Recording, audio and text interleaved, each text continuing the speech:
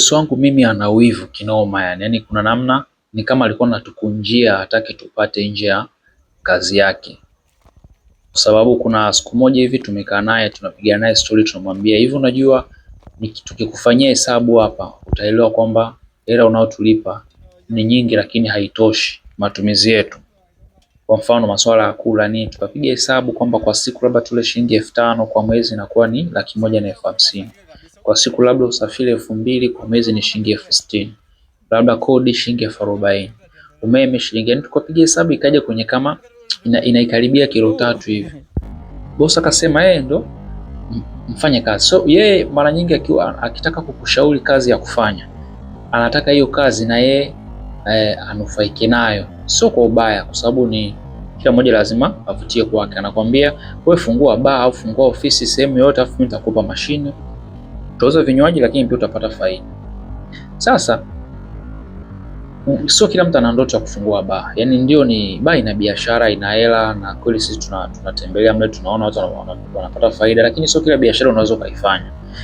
Iko kitu ambacho ndio kitu ambacho kwa tunaelezea siku zote. Kwa bwana, ni kweli hizo vitu zina hela nini, tunawapa watu mashine wanapata faida, lakini usifikiri kwamba kila mmoja anaweza kufanya hii biashara, kwamba kila mmoja sio kila biashara yenye faida unatakiwa kuifanya. Lazima ufanye kitu ambacho unajua unaweza kukisimamia vizuri na kienda poa. Kwa sasa siku moja mimi nikamwambia mimi kuna mchongo mwingine nataka niufanye. Umeona? Ukitaka kufungua bar, yupo tayari kukuazima hata kilo 5 sasa muda huo. Lakini kama ni mchongo mwingine utafanya kimpango wako.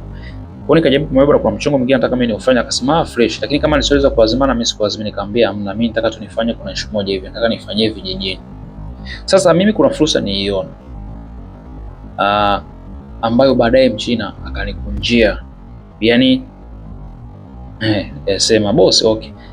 Sisi kwa kila wiki mimi nilikuwa nazungukia labda tuseme vijiji kama 30 kwa wiki.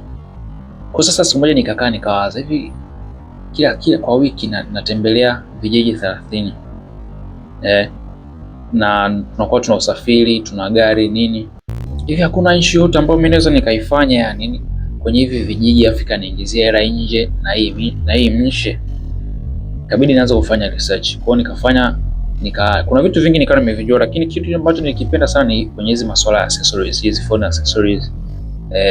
Makava ya simu ya nini, huko mashambani huko vijijini kuna deal sana, watu wananunua sana hivyo vitu. Kwa hiyo mimi nikabidi nizungumze na wenye maduka sasa, ili mimi niwe napelekea mzigo wanachukua. Sasa kilichonitokea